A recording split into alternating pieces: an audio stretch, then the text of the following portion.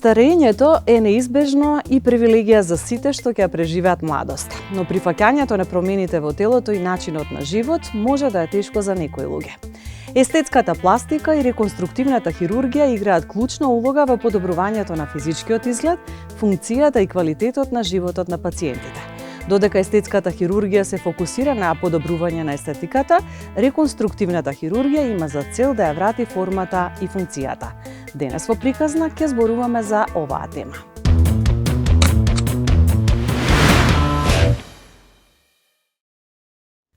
Живееме во време кое ги подигна очекувањата за убавината, време во кое изгледот е порака.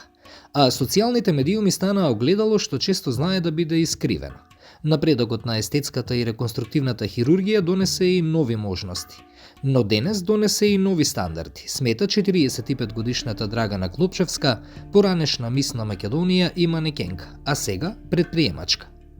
Притисокот доаѓа од новите времиња, од медиумите, во мое време немаше TikTok, немаше Instagram, немаше инфлуенсери. Ние во мое време, изгледа дека сум многу стара, имавме идоли како холивудски звезди, светски пејачи. Сега некако све е поинаку и мислам дека притисокот е многу поголем. Во младоста, особено во тинеџерските години, сите сакаме да експериментираме, да менуваме, да бараме нова верзија од себе. Со текот на времето, изборите зреат, созрева и односот кон сопствениот изглед. Од секогаш сум сакала природен изглед, иако мислам дека има еден период помеѓу 18 и 20 години кога сите сакаме да изгледаме постаро, кога експериментираме со гардероба, штикли, шминка.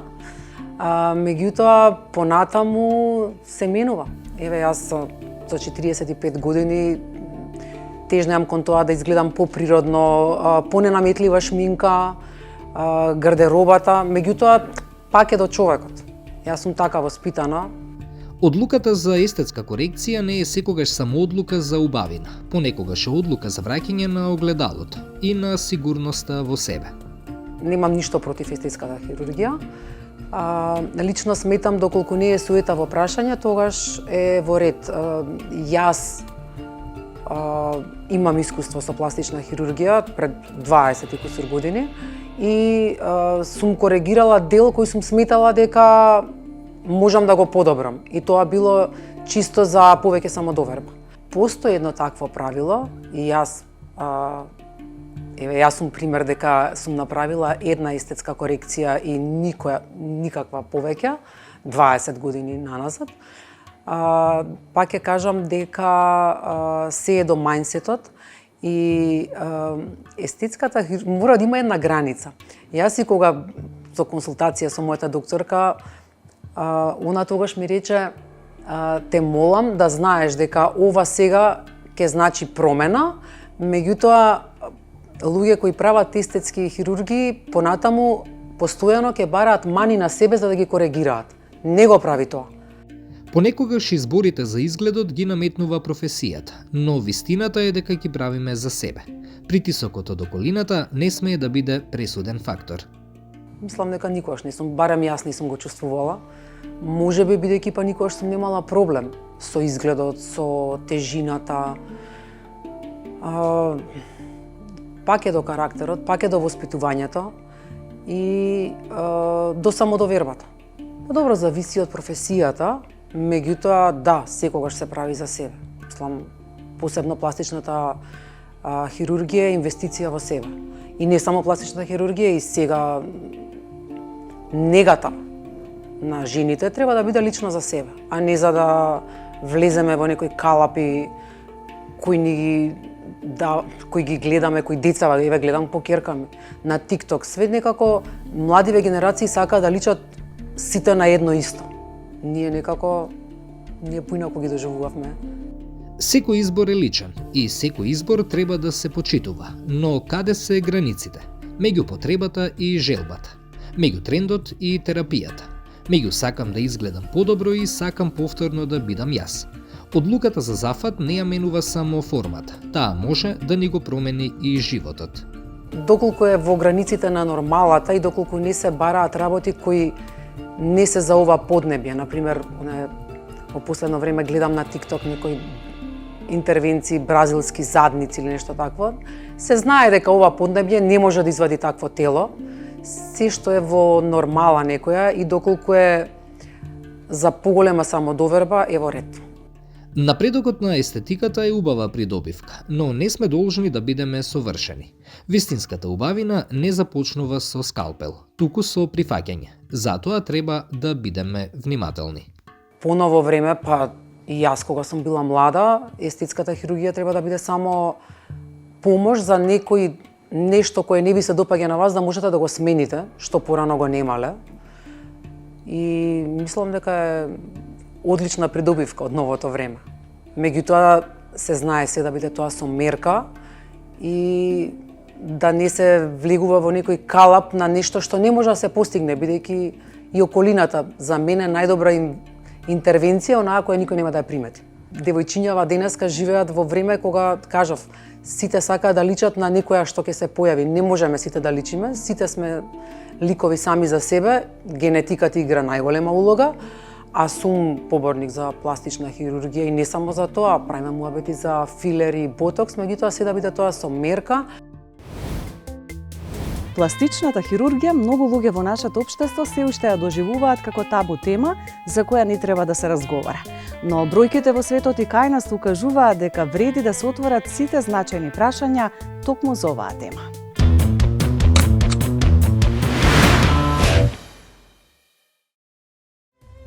Естетската пластична хирургија првенствено има за цел да ја подобри естетската привлечност, симетријата и пропорцијата на различни делови од телото. Додека реконструктивната хирургија се фокусира на поправка на дефекти или абнормалности кои произлегуваат од вродени состојби, траума, инфекција, тумори или болести. Значи, естетска и козметска хирургија постои. Тие овозможуваат пациентот да го добие саканиот естетски резултат, например, промена во предалот на очите. Брчките, тажниот, уморниот изглед, тој се коригира со една интервенција се нарекува блефаропластика, која што спаѓа во група на естетски операции. Потоа, подигање на вегите, брау лифт се вика или темпорал галеа лифтинг, исто така естетска процедура. Ринопластиката, добро позната во народот, корекција на носот, постои естетска и функционална. Аурикулопластиката, тоа е естетска операција на корекција на ушите. Потоа одиме усните. Усните се коригираат и не хируршки со филери, но се коригираат и хируршки, хиелопластика се вика, или се коригираат со прави рез под носот и се подига горната усна. Процедурите за естетска пластична хирургија вообичаено вклучуваат лифтинг на лице, ринопластика или хирургија на нос, зголемување на градите, липосукција и абдоминопластика, навивање на стомакот. Овие процедури се изборни и обично се изведуваат за да се подобри физичкиот изглед и самодовербата на пациентот. Од друга страна, реконструктивната хирургија опфаќа широк опсег на процедури како што се реконструкција на дојка по мастектомија, поправка на расцеп на усна и непце, калемење на кожа за жртви на изгореници и операција на раце за лица со вродени аномалии или повреди. Природата понекогаш ќе си поигра со изгледот на телото на лицето и тоа треба да биде коригирано. Например, имаме се раѓаат деца кои што немаат едно уво, значи или пикротија, анотија, комплексно одсуство на едното или на двете ушни школки и тоа го прави реконструктивната хирургија.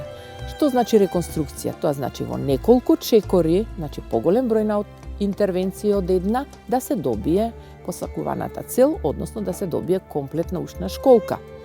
Истото, например, доколку имаме, значи, Поландов синдром, се јавува пациентка, доаѓа млада девојка и вели јас една града имам, друга немам. Значи тука кој ќе дојде во излез во пресрет на желбата на пациентот, значи доаѓаат реконструктивните техники и методи. Па нели ќе поставиме имплант, па некогаш поставуваме специјален и пекторален имплант и поставуваме града. Потоа исто така се јавуваат пациенти кои што нели имаат како малечки се родени со клефт лип дефект, значи дефект на усницата, на мекото, тврдото непце, и на носот секако, и овие пациенти сега треба реконструктивно да им се пристапи 4 до 5 интервенции за да се добие посакуваната цел. За некои од најпопуларните интервенции од реконструктивна хирургија сигурно секој има слушнато или прочитано. Најчесто кога светските медиуми ќе објават за пластична операција која ја направила некоја од познатите личности. Еден од најчестите третмани без сомнеш е интервенцијата на градите, некогаш намалување, но најчесто зголемување на истите. Индустријата за естетска хирургија вреди околу 9 милиарди долари и бележи константен раст од година во година, што покажува само дека се зголемува популарноста на ваквиот тип на хирургија, односно луѓето се повеќе се одлучуваат за некој третман или зафат. За естетската хирургија се заинтересирани подеднакво и жените и мажите. Трендовите покажуваат дека жените почесто ги средуваат устата и јаготките, а мажите вилицата и брадата. Основната причина е присуството на познати лица од јавниот живот во целиот свет на Инстаграм, на TikTok, кои што кажуваат дека оваа година, например, е модерен голем задник. Мада денеска, во денешно време, посебно светските асоциации асоцираат и на поставување на импланти во дојки кои што веќе не се големи. Значи не ги сакаат големите таму 450, 500 и 600 сиси лумен, него бараат дојки кои што се 270, 300 кубика. Значи тренд за оваа 2026 е мали гради.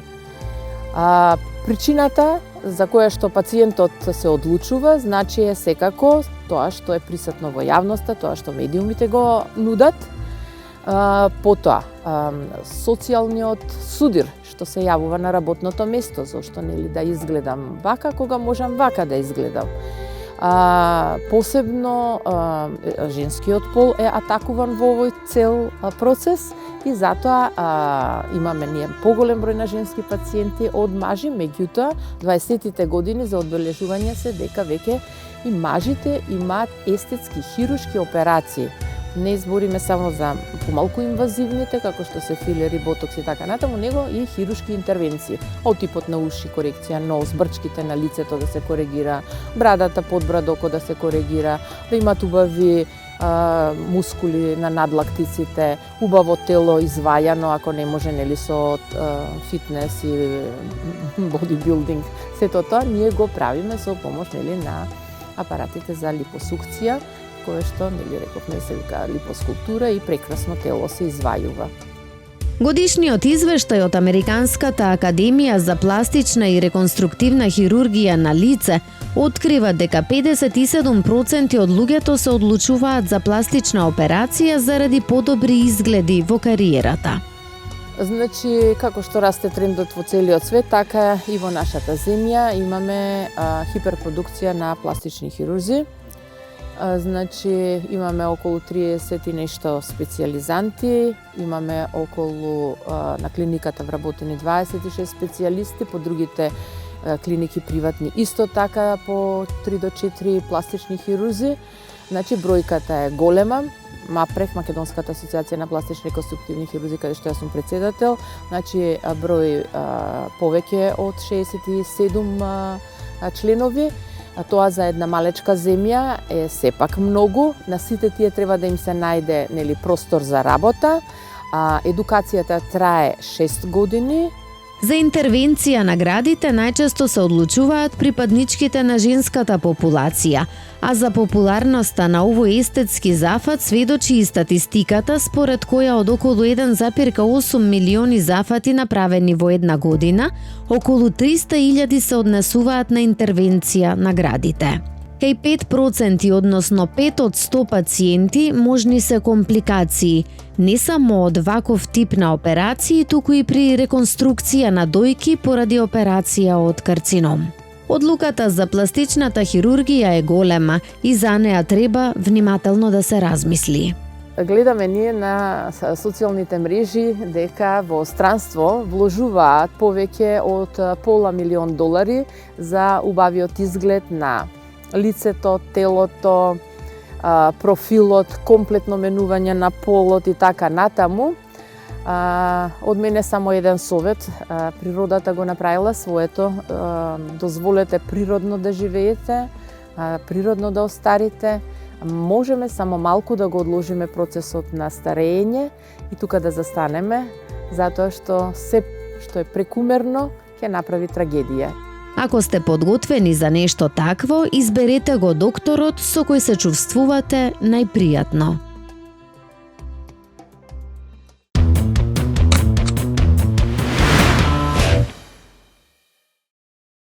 Како се менува или каде се наоѓа пластичната хирургија денес? Колку таа се менува со оглед на тоа дека имаме и промени во поглед на медицината и во поглед на научниот развој и во поглед на вештачката интелигенција? Пластичната хирургија, посебно делот за естетска хирургија, од моментите кога јас навлегував во тие води, значи пред повеќе од 20 на години, до денес има драстично променета концептуалност и заинтересираност, но и техники за интервенции. Не е само во позадина развојот на науката, туку во позадина и зголемениот интерес, кој што несомнено води до зголемен број на нови интервенции, на нови техники, а од друга страна и развојот на технологиите, фармацевските компании кои се бават со оваа проблематика и така натаму, се поактуелни и поиновативни, нели, за да ги задоволат се по-новите потреби кон новите генерации. Се чини дека е веќе тренд кој похрабро се прифаќа од претходно. Да, ја често го споредувам моментот кога порано жените оделе на козметичар и се крие, нели, било една табу тема, така да денес е всушност тој нов тренд е жените, односно било кој, меѓутоа најчесто се жени да одат кај својот пластичен хирург и или естетски хирург или естетски лекар да одржуваат својата убавина и да стареат со убавина. Што ги мотивира жените, а верувам и мажите, со оглед на тоа дека имаме и трендови кои што кажуваат дека и мажите веќе се охрабруваат да подлегнат на зафат? Значи, пред 20 на години интересот беше многу мал. Барем кај нас на нашата универзитетска клиника за пластична и естетска хирургија беше навистина ретко кога како некој затегнуваше стомак или ставаше, зголемуваше гради или пак затегнуваше лице, а денес, еве јас и меѓу пауза снимам, денес се прави, значи, големи интервенции кои што се со повеќе делови од тело се затегнуваат, зубавуваат или оперираат и тоа всушност е еден тренд кој што ја би го нарекол потреба од било кој човек да биде актуелен и апдейтиран во сегашноста. Инаку естетските интервенции би ги поделил во 3 нивоа. Едната би било корективна естетска интервенција, значи тоа се естетски интервенции кои што навистина се потребни со цел да коригираат некој недостаток, значи делумна и функционалност, например еден грбав нос кој што е нефункционален, односно пациентот не може да вдишува и издишува нормално из него, потребно е да се функционално оправи, односно да се реши тој проблем со дишење, естетски да се разубави на соодветното лице.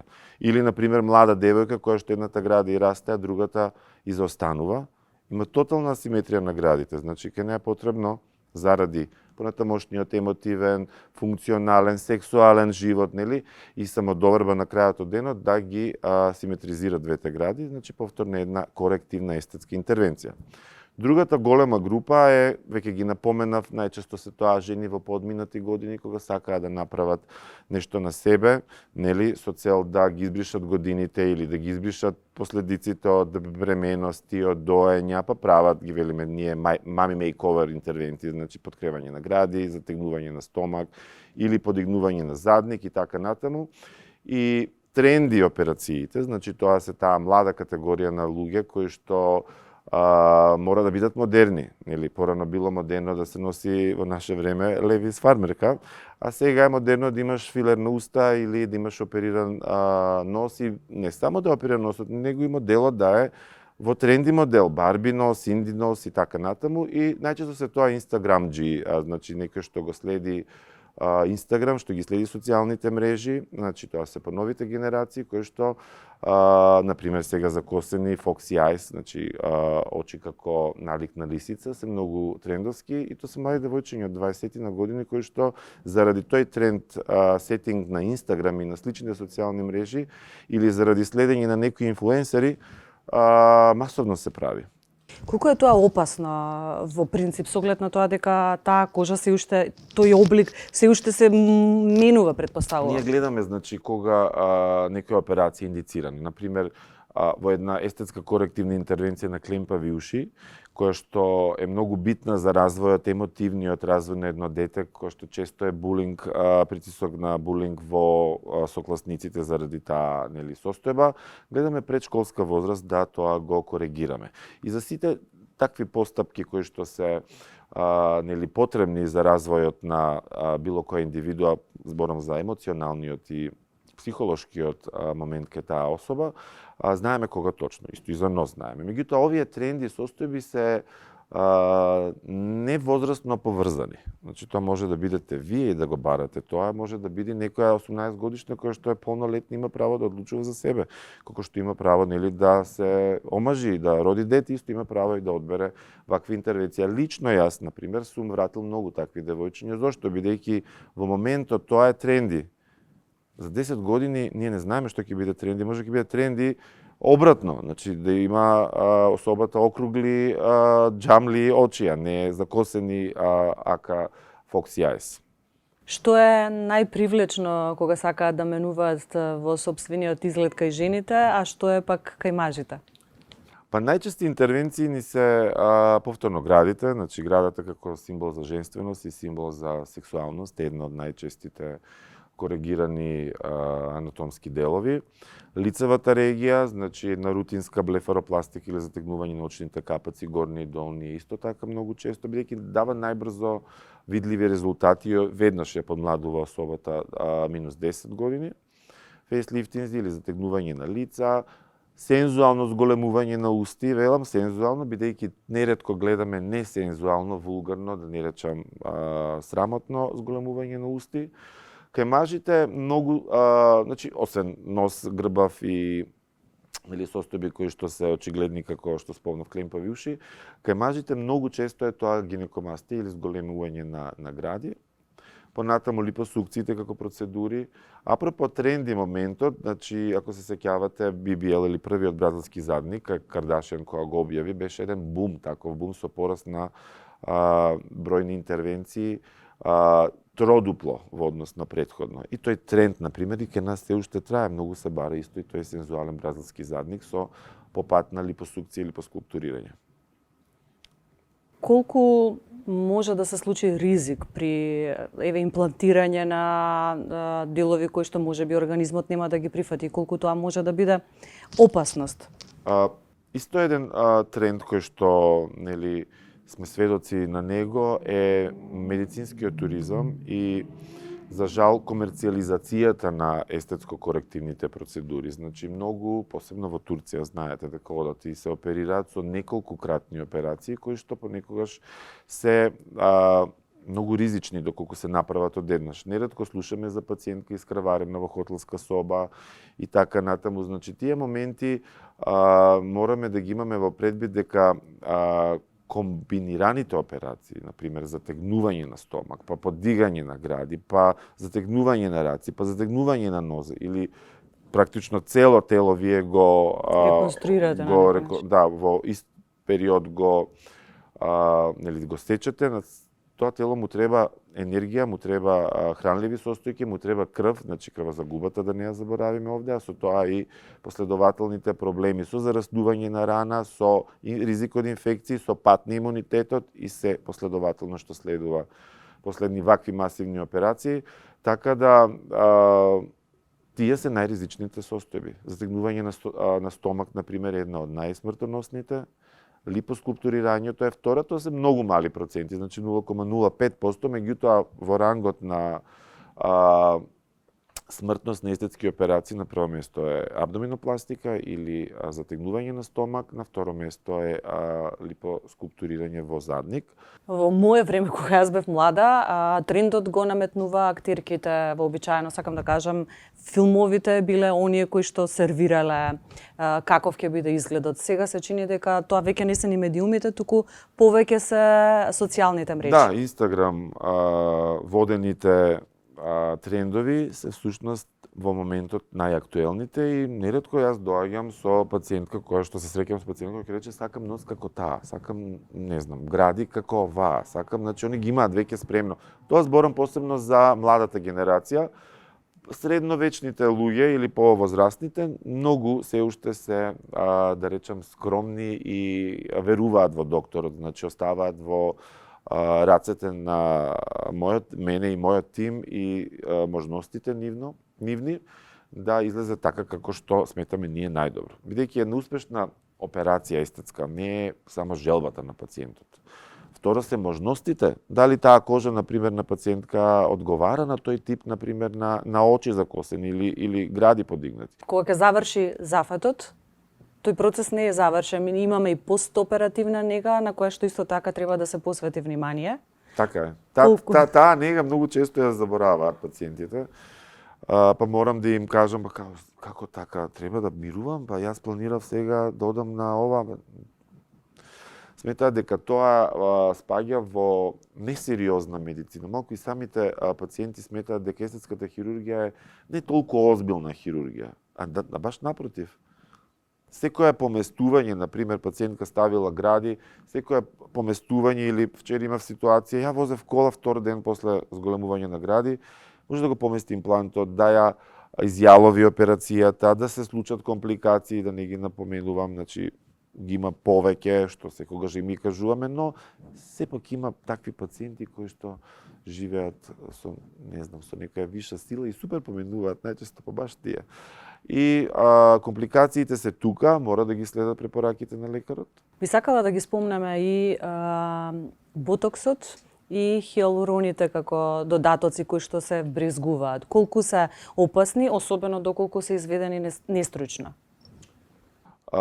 Една од причините за пораст на естетските интервенции, овде би ги споменал и овие боцканици ги велам јас, значи како еден буквален превод на Injectables од Америка на македонски јазик боцканици, е тоа што се многу достапни. Значи сите овие операции, сите овие интервенции се многу достапни, а посебно овие инекциони техники за разубавување ги имаме на секој чекор.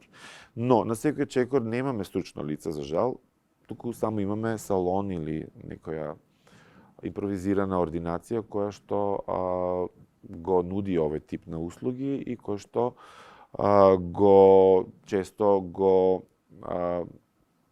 го заборава моментот на пациентот го заборава моментот на нестручност од тие луѓе. Бидејќи они не знаат кој боцка внатре.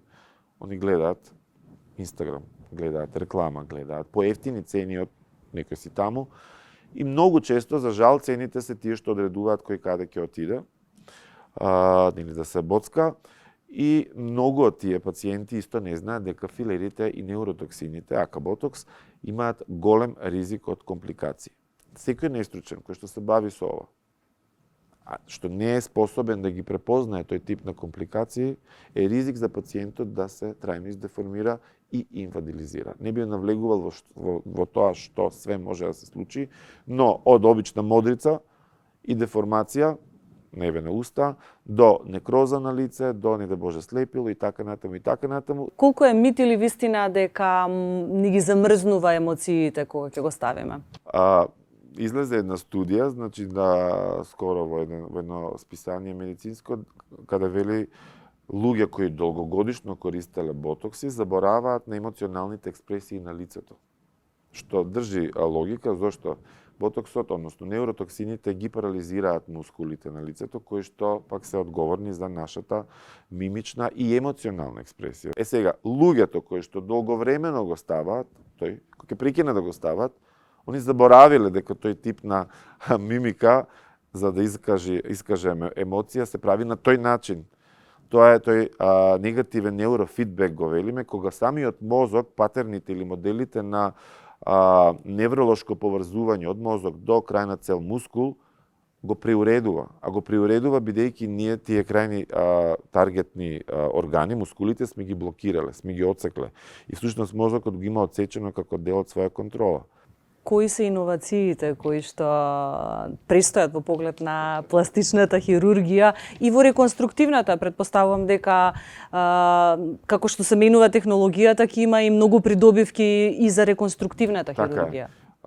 Регенеративната медицина, како и во другите гранки, кај нас во пластичната хирургија, сметам дека ќе биде лидерот во иднината. Под регенеративна медицина ние веќе ја работиме таа, например, со липосукција од тело, пренесуваме матични клетки во други делови од тело. Сега постојат методи како тие матични клетки од масното ткање, масното ткиво кај нас да се мултиплицираат, да се умножат во лабораториски инвитро услови и потоа така збогатените тие матични клетки, например, да се внесат во лицето, например, за подмладување на лицето, и на тој начин добиваме матични концентрирани клетки од себе си, значи автотрансплантат, кој што ќе доведе до подмладување или за било кој друг дел од телото. Значи тоа би било за мене иднината. На тој исти принцип би можело да се создаваат нели органи инвитро, па да се вметнуваат. Значи, замислете место силикон да имате едно ткиво кое што расте инвитро и само вие го трансплантирате внатре. Тоа би било иднината.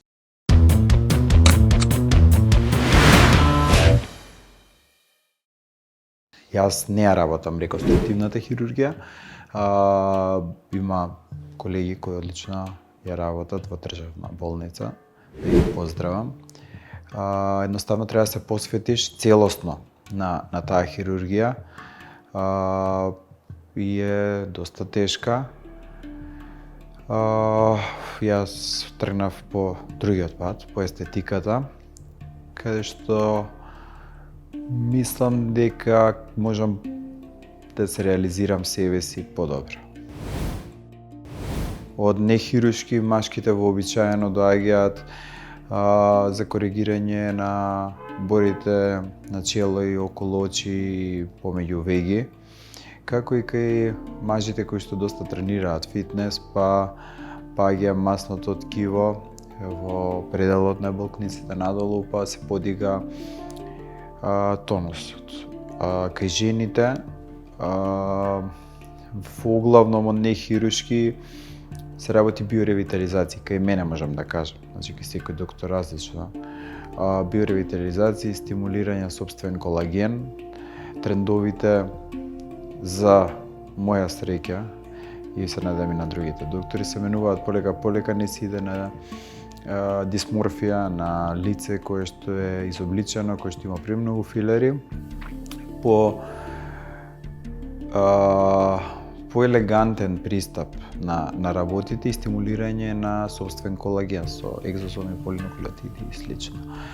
Од хируршките работи, жените би рекол, па нема нешто конкретно, не знам. Во моја пракса, може би најчесто мами мейковер, липосукција, абдоминопластика и гради редукција.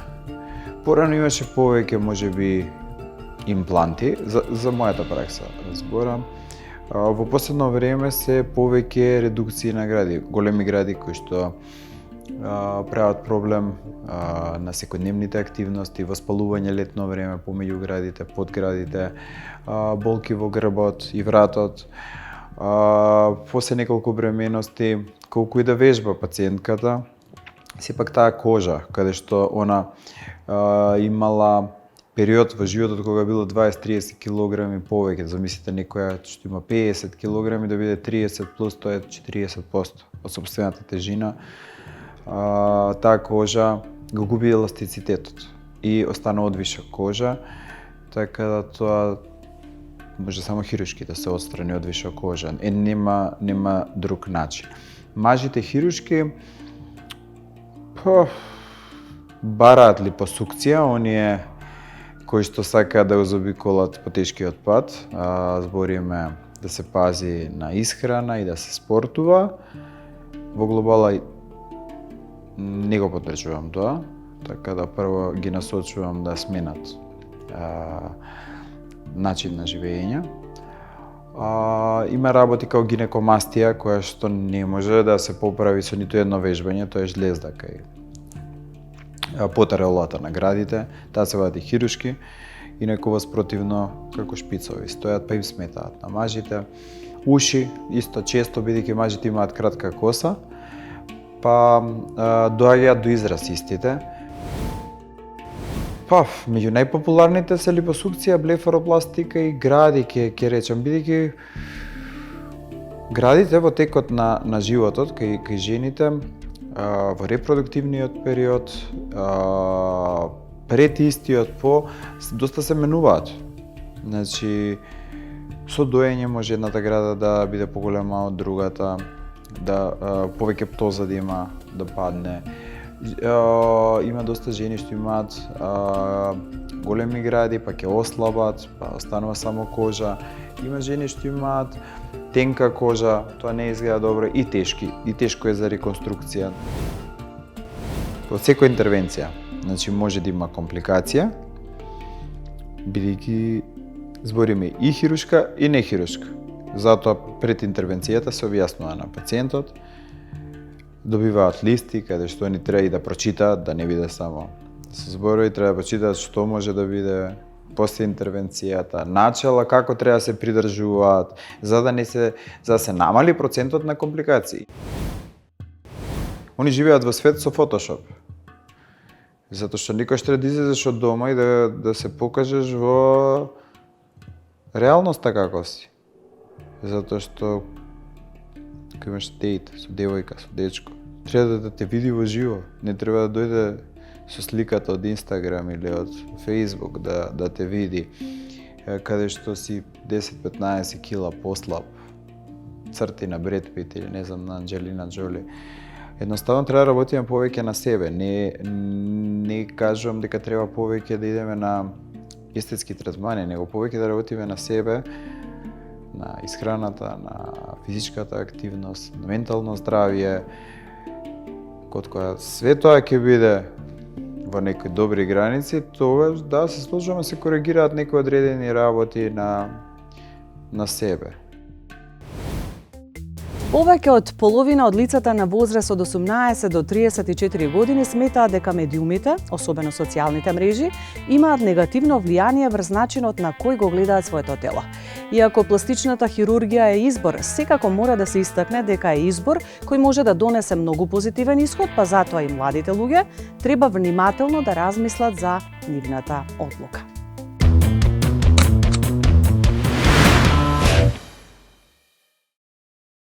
Брзото пребарување на социјалните медиуми е доволно за да го пополни вашиот канал со постови од луѓе во нивните доцни 20 и 30 години кои дискутираат за различни видови на лифтинг на лицето.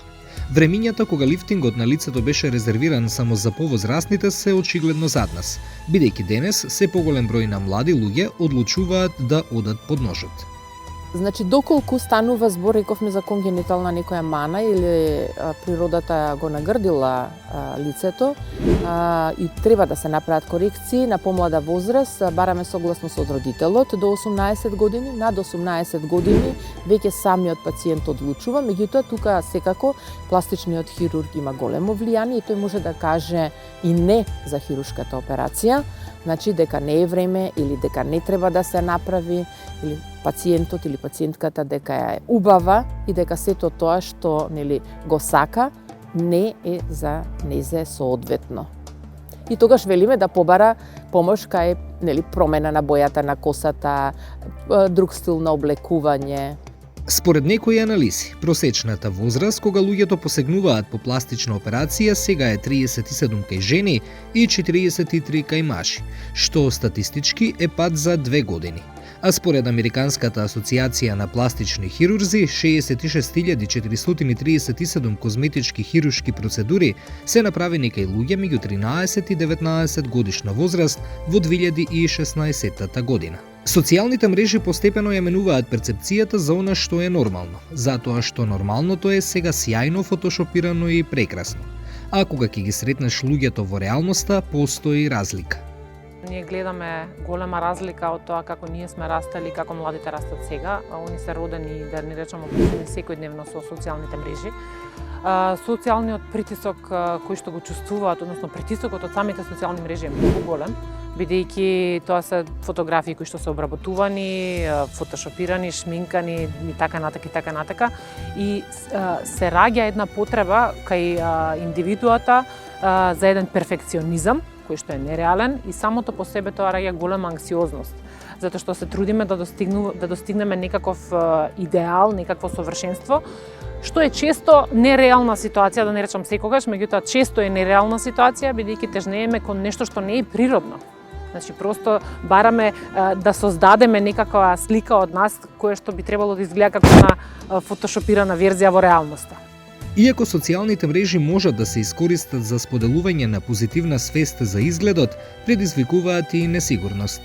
Веројатно заради самиот притисок, за кој што сега пред малку разговаравме, притисокот е голем, понекогаш оној врснички притисок како треба да се изгледа или која е моја замислена верзија за идеална жена, идеален маж и така натака, тоа секако влијае на самата слика. Зошто е тоа се почеста приказна? Веројатно заради многу работи. Прво, самиот светски бран тоа го сетираше, па дојде тоа се пренесе и кај нас, можеби пар години покасно од Холивуд и од други места. Меѓутоа, еве го тука е и го гледаме секојдневно, се среќаваме секојдневно со него. И зошто е тоа така? Заради тоа што овој притисок и желба да се биде прифатен, да се биде посебен, да се биде посакуван, да се биде совршен е многу голем во денешно време, кога ќе се споредиме, тоа е главната работа, кога се споредуваме со оние слики кои што ги гледаме на социјалните мрежи. Плюс, една работа која што веројатно многу допринесува до целата оваа, да речам, до целиот овој тренд, се инфлуенсерите, кои што можеме да ги следиме, да ги гледаме, отворено зборуваат за тоа, отворено споделуваат за тоа, исто така, нели, младите знаеме дека се поподложни, повеќе ги следат овие трендови. И всушност кај нив притисокот е најголем, затоа што они се уште немаат изградено таа своја себе слика, кој сум јас, што сум јас, дека јас сум многу повеќе од мојот изглед. И најчесто таа е таа група која што е најподложна кон ваков тип на интервенции. Француската регулатива за инфлуенсери им забранува да рекламираат пластична или естетска хирургија како медицинска процедура со здравствени ризици. Во Франција стручните лица посветуваат внимание на развивање на медиумска писменост, која ќе помогне да се разбере дека она што го гледаме на мрежите не е реално. Да сме свесни, значи да ја развиеме таа, како да ја речеме, интернет медиумска писменост, да знаеме дека прво тоа се слики кои што се обработувани од професионалци или самите, нели, веќе се почесто ни се достапни на телефоните, филтри и така натака. Значи прво да имаме една свесност дека оваа фотографија е како се вика тоа, монтирана, дека е разубавувана и така натака. Оти тоа кај нас, кој ќе го прими тоа нашето око, нашиот мозок не прави разлика прво дали е ова вака, дали е вака, него ја примаме информацијата и викаме вау, колку е ова убаво, колку е ова добро, вака сакам и јас, а некаде во позадината на мозок тоа останува неприметено, или дали е ова фотошопирано и така натака, и дали е преправано, додавано, одземано и така натака. Значи прво да имаме таа интернет, односно медиумска писменост и свесност. Друго, има многу начини како можеме да влијаеме на нашата самодоверба. Да речеме, секако, тука и разговорот со психолог би дошол, нели, би било од голема полза. Можеме да работиме малку на нашиот изглед. Што значи тоа? Тоа значи една нега, еден убав став кон телото, да не се грижиме само за изгледот, односно за естетиката на телото, туку да се грижиме и да сме благодарни за неговата функционалност. Што ова тело може да направи, а не само како ова тело треба да изгледа. Односно колку сме здрави, колку водиме грижа за спорт, за некаква физичка активност, за исхраната. Според стручните лица, не постои вистински правилна возраст за пластични операции, а општата согласност е дека луѓето би требало да почекаат до средината на 20-тите години. Неопходно е да се созреат емотивно за да можат да разберат што бараат и зошто ги бараат тие промени. Дополнително и поради фактот дека ова се интервенции кои не се бенигни процедури, носат ризици и компликации.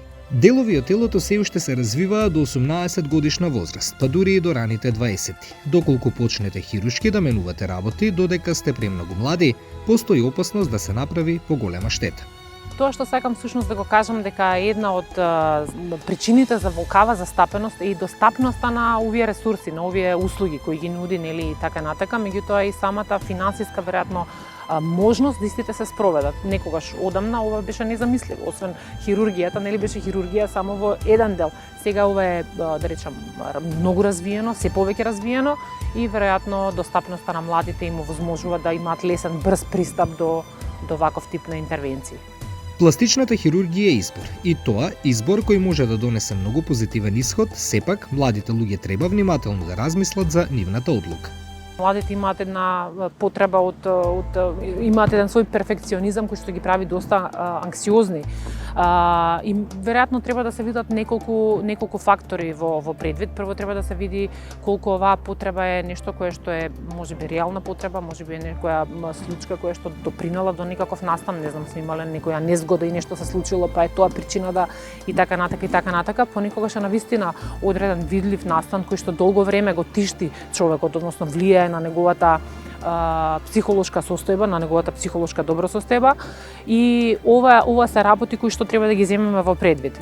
Кои се, да речеме, одредени загрижувачки знаци или кои се знаци кои што можеби не покажуваат дека нешто треба да се работи психолошки пред се, односно да се работи прво психолошки со младата личност или нели со адолесцентот, па и понатака. Да речеме прекумерни фиксации на еден конкретен свој недостаток, можеби дури не е ни видлив за остатокот, односно за околината, од најблиската околина па се понатака. Избегнување одредени социјални средби, бидејќи се плашиме дека нема да бидеме во своето најдобро светло. Можеби исто така и избегнување да се гледаме во огледало или пак обратно.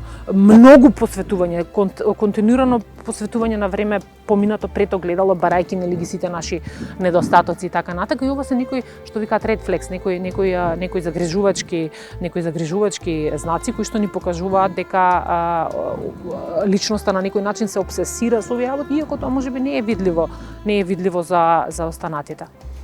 Постојат легитимни причини кои влијаат на желбата на еден млад човек да посака пластична операција, но кога коренот на таа желба е да се разгледа еднакво добро, како и луѓето што ги гледаме онлайн, ги преминуваме границите на реалноста и тоа на неповратен и штетен начин. Треба да бидеме сигурни дека станува збор за личност која што веќе има достигнато една своја емоционална стабилност. Значи таа одлука која што ќе се донесе за одредена интервенција треба да биде базирана на здраворазумска одлука, да биде одлука, односно да се донесе одлука при тоа имајќи ги во предвид сите можни ризици, процеси на опоравување, можни разочарувања, некогаш и тоа се случува, нели, да речеме сакам интервенција, сакам да изгледа вака, излегува некако поинаку, да бидеме свесни да се носиме, односно да ги превземеме ризиците. Исто така да она што го зборував претходно, да видиме како тоа влијае на една на севкупната психолошка состојба на младиот, на младата личност. Како што се развива технологијата, така се менуваат и стандардите за убавина и козметичките и хируршките трендови. Ботокс е добро познат нехируршки метод за минимизирање на појавата на брчки и фини линии. Привремено ги релаксира мускулите кои произведуваат брчки.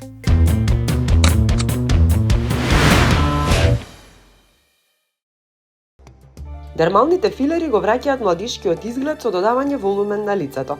Тие можат да ги подобрат контурите, мазните брчки и дебели усни.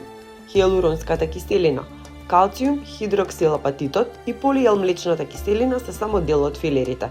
При одлуката за внесување филери мора да ги знаеме и опасностите, како што се неправилно внесување може да придонесе за некроза, затнување на крвен сад, асиметрија и миграција. Неправилно поставен филер може да доведе до трајни последици. Лазерско обновување. Ова е процедура со користење на високоенергетска светлина за отстранување на надворешните слоеви на кожата и промовирање на синтезата на колаген. Лазерското обновување на површината е минимално инвазивна процедура. Како резултат на тоа, кожата е помазна, појасна и помлада. Постојат различни видови на лазерско обновување на површината, од кои секој има предности и недостатоци, за кои треба да се информираме секогаш пред да ја донесеме одлуката. Микродермоабразија. Оваа неинвазивна процедура користи благ, абразивен инструмент за отстранување на најгорниот слој на мртвите клетки на кожата, откривајќи помазна, посветла и помлада кожа.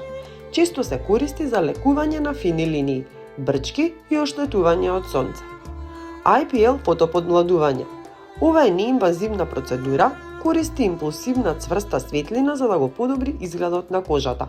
Оштетување од сонцето, старосните дамки и скршените капилари се само неколку од проблемите со кожата кои може да се третираат со IPL фотоподмладување. Високоенергетската светлина се користи за да се зголеми производството на колаген на кожата и да се подобри нејзиниот целокупен изглед. Секој човек има право да се чувствува добро во своето тело. Кога донесуваме сериозни одлуки, треба да се информираме и да размислиме добро пред да ја донесеме одлуката. И секако, да се одлучиме интервенцијата да ја правиме кај сертифициран пластичен хирург. Довидување до следната приказна.